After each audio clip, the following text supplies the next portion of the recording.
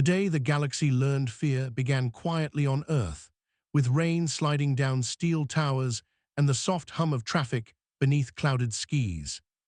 A young human girl named Lyra walked home from a learning hall, carrying a tablet full of questions about stars she hoped to visit one day. Above her, unseen by almost everyone, alien envoys drifted through orbit, judges of a species they called insignificant. They had come to make an example, to prove that resistance to galactic law would be punished swiftly and publicly. Lyra never saw the light that fell from the sky, but millions saw the aftermath. A single child erased in a sanctioned act the galaxy labeled corrective justice. Earth screamed without sound as the news spread, not through official channels, but through whispers, broken voices, and clenched fists. The galaxy believed humans would mourn, protest, and submit, because that was what lesser worlds always did. What they did not know was that Earth had learned long ago how to hide its anger. Beneath oceans, mountains, and deserts, engines slept in silence and crews trained in secrecy. The hidden fleet had been built for a day humanity prayed would never come. That day had arrived. Lyra's name became more than a memory. It became a signal passed from mouth to mouth and heart to heart. Across Earth, old protocols unlocked, and forgotten bunkers came alive with power and purpose.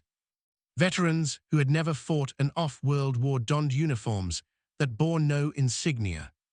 Admirals who officially did not exist gathered in rooms that were not on any map. They did not speak of revenge at first, they spoke of remembrance. A single human life had been taken casually, and that insult cut deeper than any invasion. The galaxy had misunderstood humanity's greatest weakness as softness. In truth, it was restraint. The fleet was not just ships and weapons, it was history, carrying every lesson of survival Earth had ever learned. When the order was given, it was simple and final. Rise! The oceans split as titanic forms broke the surface, shedding water like falling stars. Mountains opened to reveal launch spires that had never appeared on any satellite image. In deserts, the ground trembled as buried carriers ascended on pillars of fire and light. Across the system, human ships ignited drives that bent space in ways the galaxy believed impossible. Alien observers panicked as sensors filled with signatures that should not exist. This was not a defensive fleet, it was an answer. Humanity did not broadcast threats, it broadcast a single message carried on every frequency. We remember. The hidden fleet aligned in perfect silence, a constellation born from grief and resolve. For the first time in centuries, the galaxy realized it had misjudged its youngest member. The fleet moved not toward conquest, but toward accountability. Targets were chosen with precision, courts that had signed Lyra's death warrant, fleets that had enforced it. Human ships struck fast and clean, disabling, not annihilating, forcing the galaxy to watch and understand. Every engagement carried the same data package, the name of a child, the image of a world that only wanted peace. Alien commanders begged for negotiation, for explanation. Humanity answered with calm voices and unwavering firepower. This is what your justice looks like from below. Systems fell silent as galactic authority collapsed under the weight of its own cruelty. When the fleet finally returned to Earth, it did so without celebration. Monuments were raised not to victory, but to memory. The galaxy rewrote its laws, not out of kindness, but out of respect, and fear earned the hard way. Earth did not rule the stars, it guarded them. And in classrooms across the planet, children learned about a girl who never reached the stars, but changed them forever. The day Earth's hidden fleet rose was remembered as the moment humanity stopped asking for a place in the galaxy, and instead defined the cost of ignoring a human life. Long after the hidden fleet vanished back beneath oceans and mountains, the galaxy discovered that consequences do not end when the guns fall silent. Trade routes once taken for granted began to shift, not by force, but by choice, as worlds quietly aligned themselves closer to Earth. Human envoys did not arrive as conquerors, they arrived as witnesses, carrying records, testimonies, and the unfiltered truth of what had happened to one unarmed child. For the first time in galactic history, smaller species realized that the great powers could be questioned and judged. The name Lyra appeared in halls of governance light years away, spoken carefully, almost reverently. Earth refused statues in orbit or banners among the stars. Instead, it demanded something far more terrifying to tyrants: accountability. Humanity opened its archives, revealing centuries of restraint, warnings ignored, and compromises made in the name of peace. The galaxy saw clearly then that the hidden fleet had not been born of sudden rage, but of patient preparation. On Earth, life continued, children went to school, cities rebuilt minor damage from the fleet's ascent, and the skies returned to their familiar blue. Yet beneath that normalcy, something fundamental had changed. Humans walked with the quiet certainty of a species that knew it could never again be erased without cost. Veterans of the hidden fleet returned to anonymity, blending back into crowds, carrying memories they would never fully share. They had seen fear in alien eyes, not fear of death, but fear of being seen for what they truly were. Across the galaxy, military doctrines were rewritten with a single new variable: human response. The phrase "never again" was translated into hundreds of languages, all carrying the same weight. Some worlds tried to test this new reality, probing borders, issuing threats wrapped in diplomacy. Humanity answered not with fleets, but with reminders, precise data drops of what had happened the last time a line was crossed. No one forgot the moment the oceans of Earth had opened. Artists painted it, historians dissected it, and children imagined it as a story that felt too powerful to be real. But the adults remembered the fear of that day, the grief, and the choice that followed. Earth did not become a monster despite galactic propaganda that tried to paint it as one. Instead, it became a mirror. Every action taken by the galaxy afterward was measured against a single question: would this be worth waking the fleet again? In quiet moments, human leaders spoke of Lyra not as a symbol, but as a person, a girl who loved stars and asked too many questions. They knew that if they ever forgot that truth, they would become the very thing they had risen against. Years passed, then decades, and the hidden fleet remained hidden, its existence never denied, but never flaunted. That silence became its own warning. New generations grew up hearing the story not as propaganda, but as a lesson. That power without empathy leads only to ruin. Some alien worlds sent their children to study on Earth, believing that proximity to humanity might teach them restraint. Those children visited memorials and stood quietly before a simple name etched in stone. They returned home changed, carrying stories that no official briefing could ever erase. In the far reaches of space, where laws were weak and cruelty once thrived, whispers spread that humans were watching. Not as overlords, but as guardians of a line no one dared cross again. The galaxy had murdered a human girl to prove a point. Instead, it had awakened a civilization that proved something far greater: that even among the stars, a single life still mattered. Long after the galaxy adjusted to humanity's presence, a deeper realization began to take hold: that Earth was no longer reacting to history, it was shaping what came after it. The hidden fleet became a subject taught in academies not as a threat, but as a boundary, a reminder carved into doctrine and culture alike. Humans did not patrol the stars openly, yet their influence could be felt in the pauses before decisions, in the careful wording of laws, in the hesitation before cruelty. Earth's greatest weapon was no longer its fleet, but its memory. Across the system, observatories detected subtle signals, not movements of ships. but movements of thought, as alliances formed around principles once considered naive.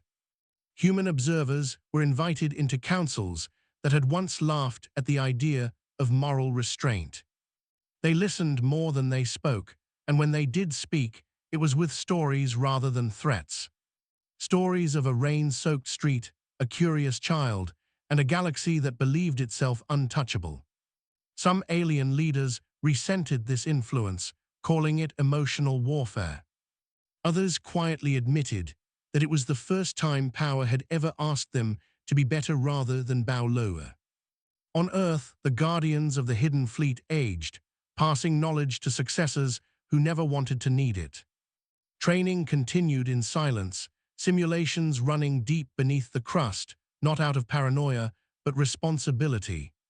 Humanity understood something the galaxy was still learning, that peace is not the absence of weapons, but the presence of consequence. Every few years, a delegation from a distant world would request to see the fleet, to confirm it was real. They were never granted that wish. Instead, they were shown records, unedited, of the day it rose and the day it returned. The message was clear: belief was optional, memory was not.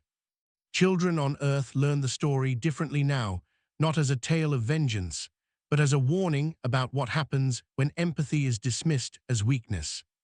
They debated it in classrooms, questioned it, challenged it, and in doing so, kept it alive and honest. Lyra's name was spoken softly in those rooms, not elevated beyond humanity, but grounded within it. She was remembered as someone who could have been anyone, and that truth carried more weight than any monument. Far beyond Earth, in regions once ruled by fear, small changes began to ripple outward. Disputes were settled before escalation, punishments reconsidered, laws rewritten to include voices that had once been ignored. No fleet enforced these changes. The galaxy enforced them upon itself, haunted by the knowledge of what indifference had awakened. Human leaders met rarely about the fleet, but often about restraint, asking the same question over and over. How do we ensure we never rise for the wrong reason? That question became humanity's anchor, preventing it from becoming the tyrant it had once opposed. Years turned into generations, and the hidden fleet remained exactly that: hidden, patient, watching without dominating. The galaxy slowly learned to live with that quiet presence, the way one lives with a mountain that never moves but always exists. In the end, the greatest legacy of the day Earth rose was not fear, but awareness. Awareness that progress without compassion is just another form of violence. Awareness that even among countless stars, morality still matters. And awareness that humanity, once dismissed as fragile, had chosen to become the watchers of the quiet. Guardians not of territory, but of a line drawn around the value of life. The galaxy never murdered another human child. And in that silence, in that restraint, the hidden fleet fulfilled its true purpose. Time moved forward the way it always does, quietly, relentlessly, carrying the consequences of past choices into futures yet unwritten. The galaxy entered an era historians would later call the Long Balance, a period where wars were fewer, not because weapons vanished, but because memory remained sharp. Earth became a place of pilgrimage for thinkers, diplomats, and scholars who wanted to understand how a single world had altered the direction of interstellar history without seizing a throne. They walked the same streets where ordinary life continued, surprised that nothing about them felt like the center of power. Markets buzzed, children laughed, and the sky remained stubbornly blue. That normality unsettled outsiders more than any show of force ever could. They expected fortresses and banners, not parks and schools. Human guides explained patiently that the fleet was never meant to rule, only to answer. Beneath the planet, the inheritance of the hidden fleet evolved, ships refitted, doctrines refined, not to become stronger, but to become harder to misuse. Failsafes were layered upon failsafes, requiring consensus not just of commanders, but of civilian oversight and historical review. Humanity refused to let rage ever again be the sole key to awakening its greatest power. In academies across Earth, cadets studied ethics alongside strategy, grief alongside geometry. They learned that every simulation ended the same way if empathy was removed, with annihilation and regret. This education spread outward as exchange programs expanded. Alien students trained beside humans, arguing late into the night about justice, authority, and the limits of force. Those debates shaped a generation that would never see humans as an unpredictable threat, but as a difficult conscience that refused to stay silent. Lyra's story remained central, not dramatized, not softened, told plainly as it had happened. A child was killed to send a message, and the message had been misunderstood. The galaxy had intended fear, but had instead taught humanity clarity. As decades passed, new challenges emerged, crises unrelated to Earth, disasters born of neglect and arrogance on distant worlds. Again and again, requests came asking if the Hidden Fleet would intervene. Humanity declined most of them, offering aid, mediation, and shelter instead. The refusal was deliberate, a reminder that the fleet was not a tool for convenience. Each denial reinforced the truth that its awakening was reserved for a singular failure. The devaluation of life itself. Privately, some humans feared the galaxy would grow complacent, that the story would fade into legend. To counter that, Earth released archives in stages, ensuring that no generation inherited comfort without context. The footage of the fleet rising was never edited, never scored with music. Just raw sound, roaring oceans, cracking stone, and the silence that followed. It was shown once to every human child when they reached an age of understanding. Not to frighten them, but to burden them with responsibility. You are powerful enough to matter, the lesson went, so you must matter carefully. Beyond Earth, a new kind of alliance took shape, not bound by defense treaties, but by shared thresholds. Agreements that defined lines no government was permitted to cross, regardless of power or fear. These accords were often called the Lyra Clauses, though Earth never named them officially. They protected civilians, children, and the voiceless, backed not by immediate force, but by the certainty of consequence. The galaxy adapted, as it always does, but this time toward something sturdier than domination. In quiet moments, human elders wondered what Lyra might have become, a scientist, a traveler, a teacher. They allowed themselves that sorrow, believing that remembrance without grief was just another kind of forgetting. As the century turned, the Hidden Fleet remained dormant, its presence felt most strongly in its absence. No alarms rang, no oceans parted, and that continued stillness became the greatest sign of its success. Humanity had inherited the stars not as rulers, but as custodians of a hard-learned truth. That the measure of a civilization is not how loudly it can rise, but how rarely it needs to.